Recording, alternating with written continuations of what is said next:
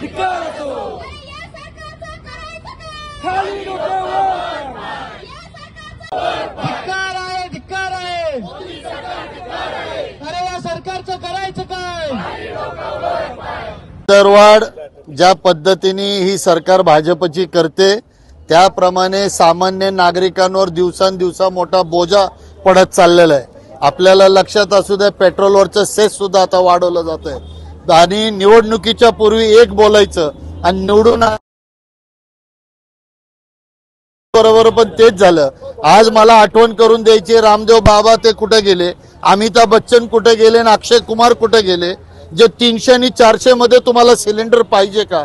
आणि त्यावेळेला 500 रुपयामध्ये मिळणाऱ्या सिलेंडरवर काँग्रेस पक्षावर जे आक्षेप ओढायचे, आज 1000 रुपयाचा सिलेंडर झाला, परत 50-50 रुपये वाढतायत. पगार एकीकडे वाढत नाही, सगळीकडे ट्रॅफिकचा धिंगाणा चाललाय.